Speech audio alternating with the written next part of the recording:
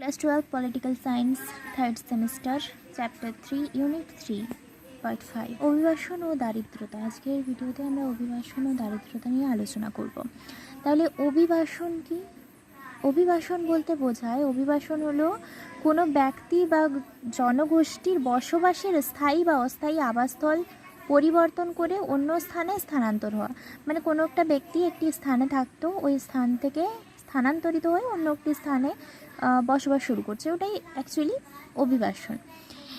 For example, যেমন গ্রাম থেকে শহরে কার্যসূত্রে যদি কোনো ব্যক্তি গ্রামে, ধরো আগে গ্রামে থাকতো, এখন শহরে থাকছে কার্যসূত্রে, তাহলে আগে তো গ্রামে থাকতো, এখন শহরে, গ্রাম থেকে চেঞ্জ করে শহরে মানে থাকছে, তাহলে এটা অভিবাসনের example.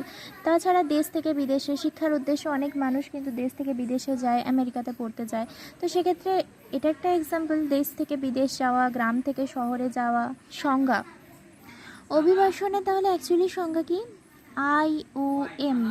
IOM international organisation migration এর প্রদত্ত সংজ্ঞা, অভিবাসন হলো ব্যক্তিদের তাদের স্বাভাবিক আবাসস্থল থেকে দূরে আন্তর্জাতিক সীমানা পেরিয়ে বা একটি রাষ্ট্রের মধ্যেই চলাচল। অর্থাৎ এখানে ওটাই বোঝাতে চেয়েছে যে আন্তর্জাতিক সীমানা, অর্থাৎ ভারতের সীমানা পেরিয়ে যদি অন্য একটি আমরা রাষ্ট্রে চলে যাই, আন্তর্জাতিক সীমানা পেরোনো। তাছাড়া ধরো এখন আমি কলকাতাতে আছি, তারপরে আমি মুম্বাইতে যাচ্ছি, তো ভারতের মধ্যেই একটা স্থান থেকে অন্য স্থানে আমি স্থানান্তর হচ্ছি, এটাই অ্যাকচুয়ালি অভিবাসন। তো বর্তমানে সদস্য সংখ্যা হচ্ছে 175টি, অর্থাৎ 175টি রাষ্ট্র মিলে এটা গঠিত। আর এর সদর দপ্তর হলো সুইজারল্যান্ডের জেনেভাতে। এবার অভিবাসনকে কিন্তু আমরা দুই প্রকারে ভাগ করতে পারি, একটা আভ্যন্তরীণ অভিবাসন, একটা আন্তর্জাতিক অভিবাসন। আভ্যন্তরীণ অভিবাসন মানে দেশের অভ্যন্তরে কোনো একটি স্থান থেকে অন্য একটি স্থানের স্থানান্তর দেশের অভ্যন্তরেই হবে। আর আন্তর্জাতিক যেটা এক দেশ থেকে অন্য দেশে। যেমন অভ্যন্তরীণ একই দেশের মধ্যে, village to city, Kolkata to Delhi অথবা মুম্বাই, যে কোনো, অর্থাৎ দেশের মধ্যে, ভারতবর্ষ যে দেশটা রয়েছে ওই দেশের মধ্যেই এক স্থান থেকে অন্য স্থানে, তুমি এখন যেখানে রয়েছো সেখান থেকে অন্য একটি স্থানে স্থানান্তর করলে, সেখানে তুমি থাকতে শুরু করলে, বসবাস শুরু করলে, ওটা হচ্ছে অভ্যন্তরীণ স্থানান্তর। আর আন্তর্জাতিক স্থানান্তর মিনস এক দেশ থেকে অন্য দেশে, যেমন ইন্ডিয়া টু USA, অর্থাৎ মার্কিন যুক্তরাষ্ট্র বা আমেরিকা। অভিবাসনের কারণগুলি কী? অভিবাসনের কারণ বলতে, অভিবাসনে যে আমরা এক স্থান থেকে অন্য স্থানে স্থানান্তর হয়ে যাচ্ছি, এটার কারণ কি? অর্থনৈতিক কারণ হতে পারে, টাকা উপার্জনের জন্য হয়তো আমাদের দেশে অনেক কাজ খুব একটা আমরা পাচ্ছি না, অন্য দেশে গিয়ে আমরা কাজ চাইছি, বা আমরা যেই প্লেসটাতে থাকছি, যে স্থানটিতে বসবাস করছি, সেখানে হয়তো পশ্চিমবঙ্গে আমরা আছি, তো পশ্চিমবঙ্গে হয়তো কাজের অভাব রয়েছে, তো আমি পশ্চিমবঙ্গ ছাড়িয়ে আমি দিল্লিতে যেতে পারি, মুম্বাইতে যেতে পারি, চেন্নাইতে যেতে পারি, বিভিন্ন জায়গায় যেতে পারি, এটা অর্থনৈতিক কারণ, টাকা উপার্জনের জন্য। এবার রাজনৈতিক কারণ, ধরো যুদ্ধ চলছে, ঠিক আছে, তুমি এক দেশ থেকে অন্য দেশে চলে, বা আবার রাজনৈতিক বিভিন্ন কারণ হতে পারে। অভিবাসনের কারণ আরেকটি পয়েন্ট, সামাজিক কারণ। সামাজিক কারণের মধ্যে বিয়ে বা সদস্য, ধরি এখানে একটি দেশ রয়েছে, এখানে এই দেশের মধ্যে একজন সদস্য রয়েছে, তার পরিবারের সদস্য রয়েছে, আর বাকি সদস্য সব অন্য একটি দেশে রয়েছে, তাহলে সেই সূত্রে এও কিন্তু ওই দেশটাকে যাবে। সুতরাং একটা অভিবাসনের সামাজিক একটা কারণ হচ্ছে। তাছাড়া বিয়ে, ধরি ভারতবর্ষে কেউ পশ্চিমবঙ্গে থাকে, সেই পশ্চিমবঙ্গের মেয়েটি ইউপি কাউকে বিয়ে করবে, বা পশ্চিমবঙ্গ থেকে ইউপির মধ্যে বিয়ের সূত্রে স্থানান্তর করছে, তো এটাও একটা সামাজিক কারণ। তাছাড়া বিভিন্ন কিছু রয়েছে। Mainly I hope concept is clear. Then পরিবেশগত কারণ, যেমন বন্যা ভূমিকম্পের জন্য হতে পারে, কোনো একটি স্থানে প্রচুর পরিমাণে বন্যা হচ্ছে, তাহলে মানুষ কী করবে? সেই বন্যাপ্রবণ এলাকা থেকে ছাড়িয়ে অন্য একটি এলাকা, উঁচু কোনো এলাকায় যাবে যেখানে বন্যার প্রবণতা খুবই কম। তাছাড়া যেখানে ভূমিকম্প অত্যাধিক পরিমাণে হয়, সেখান থেকে কিন্তু জনবসতি আস্তে আস্তে সাইড হতে শুরু করে, অন্য জায়গায় স্থানান্তর হতে শুরু করে, তো এটা পরিবেশগত কারণ। এবার অভিবাসনের প্রভাব, ইতিবাচক ভালো দিকগুলো কি? অভিবাসনের প্রভাবের ভালো দিক, গন্তব্য দেশে শ্রমশক্তি বৃদ্ধি। গন্তব্য দেশে, যেই দেশ থেকে আমরা অন্য দেশে যাচ্ছি, সেই দেশটিকে আমি উৎস দেশ বলবো, অর্থাৎ আমি এখন ভারতবর্ষে আছি, তো ভারতবর্ষ হচ্ছে উৎস দেশ। আবার ভারতবর্ষ থেকে যদি আমি আমেরিকাতে যাই, ইউএসএতে যাই, তাহলে ইউএসএ ওটা হচ্ছে গন্তব্য দেশ। এবার উৎস দেশ থেকে কোনো একটি মানে গন্তব্য যে দেশ, ওখানে যদি প্রচুর পরিমাণে মানুষ বৃদ্ধি পেতে থাকে, তাহলে কী হচ্ছে, সেখানে শ্রম শক্তি বৃদ্ধি পাচ্ছে, সেখানে গিয়ে তো মানুষেরা কার্য করবে, সেখানে শ্রম শক্তি বৃদ্ধি পাচ্ছে। এবার সাংস্কৃতিক বৈচিত্র্য বৃদ্ধি পাবে অবভিয়াসলি।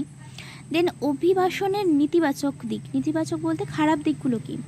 স্থানীয় জনগণের সাথে সাংস্কৃতিক দ্বন্দ্ব। অভিবাসনের ফলে এখানে বলতে চাইছে যে এখানে ইউএসএতে ধরো কেউ গেল, ভারতবর্ষ থেকে ইউএসএতে গেল, এবং সেখানেও তো একটা নির্দিষ্ট পরিমাণে কার্য রয়েছে। এবার সেখানে গিয়ে যদি মানে সে ওই কার্যটা করে, তাহলে ওই স্থানের মানুষেরা কি করবে? সেজন্য স্থানীয় জনগণের সাথে একটা সাংস্কৃতিক দ্বন্দ্ব লাগতেই পারে। তাছাড়া স্থানীয় জনগণের সঙ্গে কর্মস্থানের ক্ষেত্রে সংকট, এই যে কর্মস্থান, ওটাই কর্মসূত্র, এটা তাহলে তো কার্য মানে কোনো দেশ ধরে ভারত থেকে এখানে গিয়েছে, তো ইউএসএতে গিয়েছে, ইউএসএতে গিয়ে কিন্তু কার্যে লিপ্ত হয়ে পড়েছে ওই ভারতবর্ষের লোকটি। এবার যেই কার্যটা এখানে যে কার্যে লিপ্ত হয়েছে, সেই কার্যটা তো ওখানে ইউএসএর মানুষেরা করতো, তাই না? কিন্তু এই ভারত থেকে এসে ওই কাজে লিপ্ত হয়ে গেছে। সুতরাং এই যে এখানে একটা কর্মস্থান, এই কর্মস্থানের কিন্তু সংকট দেখা দিচ্ছে কোথাকার মানুষদের? ওই গন্তব্যস্থলের মানুষদের, অর্থাৎ ইউএসএর মানুষদের। এই হিসেবে এক্সাম্পলটা যে হিসেবে দিলাম, ওই হিসেবে ইউএসএর মানুষদের। তো দেন উৎস দেশে কর্মক্ষম মানুষের অভাব। উৎস দেশে এখান থেকে যদি সব কর্মক্ষম মানুষেরা এখানে চলে যায়, ইউএসএতে চলে যায় ভারত থেকে, তাহলে উৎস দেশ অর্থাৎ ভারত, সেখানে তো কর্মক্ষম যারা ভালো কাজ করতে পারে, যারা ইন্টেলিজেন্ট, তারা তো মানে এখানে তাদের অভাব দেখা দিচ্ছে। দেন গন্তব্য দেশে জনসংখ্যার চাপ, সবাই যদি এই দেশে চলে যায়, এখানে তো এমনিতেই আগের থেকে অনেক জনসংখ্যা রয়েছে, এবার সবাই যদি ওই দেশটাকে কেন্দ্র করে যেতেই থাকে, সুতরাং এখানে একটা জনসংখ্যার বিপুল পরিমাণে চাপ সৃষ্টি। অভিবাসনের খারাপ দিক। এবার দারিদ্রতা। তো দারিদ্র বলতে কী বোঝো? দারিদ্রতা হলো এমন একটি অবস্থা যেখানে ব্যক্তি বা পরিবারের তাদের মৌলিক চাহিদা, অর্থাৎ খাদ্য, বস্ত্র, বাসস্থান, শিক্ষা, স্বাস্থ্য, মৌলিক চাহিদা বলতে খাদ্য, বস্ত্র আর বাসস্থান পূরণ করতে ব্যর্থ হয়। অর্থাৎ এই যে খাদ্য, বেঁচে থাকার জন্য খাদ্য চাই, বস্ত্র চাই, বাসস্থান চাই, থাকার একটা জায়গা চাই, এগুলোই পায় না। এটাই হচ্ছে দারিদ্রতা। সংজ্ঞা, বিশ্বব্যাংক কি সংজ্ঞা দিয়েছে? দারিদ্রতা হলো সুস্থতার ক্ষেত্রে স্পষ্ট বঞ্চনা, যার মধ্যে রয়েছে নিম্ন আয় এবং মর্যাদার সঙ্গে বেঁচে থাকার জন্য প্রয়োজনীয় মৌলিক পণ্য ও পরিষেবা অর্জনের অক্ষমতা। দারিদ্রতা হলো সুস্থতার ক্ষেত্রে স্পষ্ট বঞ্চনা, একজন মানুষ সুস্থ থাকতে পারছে না, যার মধ্যে রয়েছে নিম্ন আয়। সুস্থ কখন থাকতে পারবে না? নিম্ন আয়, যদি ডাক্তার দেখানোর খরচ না থাকে, তাহলে সেটা নিম্ন আয়ের জন্য কিন্তু সে সুস্থ থাকতে পারছে না, তাই না? ডাক্তার দেখানোর যদি খরচ নেই, রোগ জ্বালা হয়ে গেল, ডাক্তার দেখানোর টাকা নেই, তাহলে সে সুস্থ কিভাবে থাকবে? মর্যাদার সঙ্গে বেঁচে থাকার জন্য প্রয়োজনীয় মৌলিক পণ্য ও পরিষেবার অর্জনের অক্ষমতা।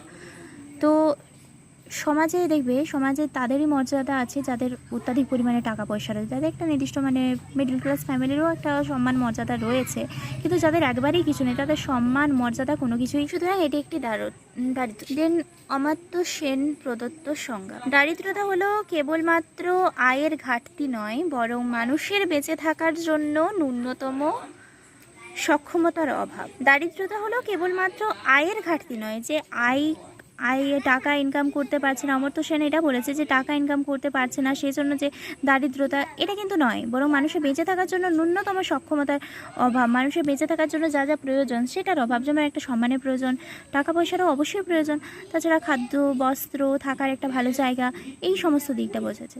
এবার দারিদ্রতা দুই প্রকার হতে পারে, চরম দারিদ্রতা আর আপেক্ষিক দারিদ্রতা। চরম দারিদ্রতা যেটা, সেটা মৌলিক চাহিদা পূরণের অক্ষমতা, অর্থাৎ খাদ্য, বস্ত্র আর বাসস্থান, এটা যদি কারো না থাকে, সেটাকে বলবো আমরা চরম দারিদ্রতা। আর আপেক্ষিক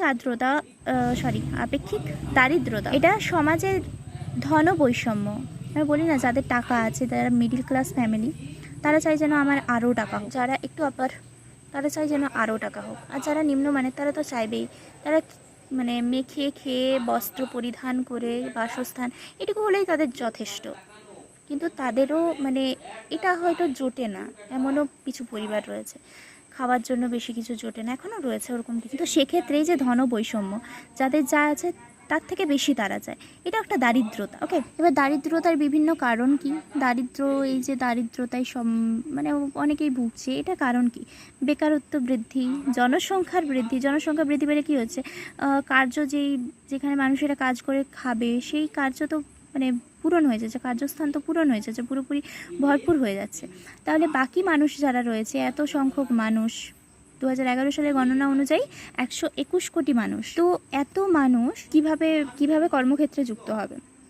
আগের থেকেই তো ওগুলো সব মানে স্থান দখল করে নিয়েছে কর্মক্ষেত্রে। তাছাড়া শিক্ষা ও প্রশিক্ষণের অভাব রয়েছে। এটা কেমন?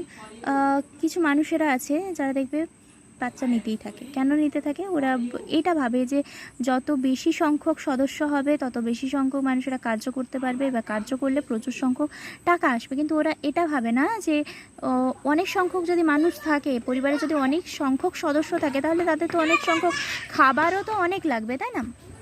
তো এটা হচ্ছে শিক্ষা প্রশিক্ষণের অভাব।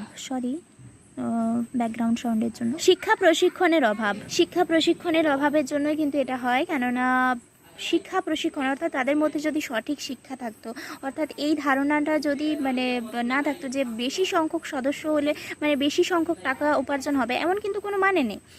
কেননা বেশি সংখ্যক সদস্য, তাদেরকে কিন্তু বেশি সংখ্যক খাবারও কিন্তু অনেকটা অত্যাধিক পরিমাণে প্রয়োজন হবে, তাই না? দ্যাটস ওয়াই শিক্ষা ও প্রশিক্ষণের অভাবের জন্য কিন্তু দারিদ্রতা বৃদ্ধি পাচ্ছে। তাছাড়া দুর্নীতির জন্য এবং অর্থনৈতিক বৈষম্য। এবার দারিদ্রতা দূরীকরণের উপায়। ফার্স্ট, শিক্ষার প্রসার। এখানে যেগুলো বলা হয়েছে তার অপোজিট হবে। এখানে শিক্ষা ও প্রশিক্ষণের অভাব, তাহলে এখানে করতে হবে কি? শিক্ষার প্রসার, তাই না? বেকারত্ব দূরীকরণ, গ্রামীণ উন্নয়ন। গ্রামের দিকে কিন্তু খুব একটা উন্নয়ন হয় না, তো গ্রামীণ উন্নয়ন করতে হবে। স্বাস্থ্য ও পুষ্টি সরবরাহ করতে হবে। সরকারি সহায়তা বৃদ্ধি করতে হবে। নারীদের ক্ষমতায়ন, এগুলো অবশ্যই প্রয়োজনীয় দারিদ্রতা দূরীকরণের। আজকে এই পর্যন্ত। Thank you so much for watching my video.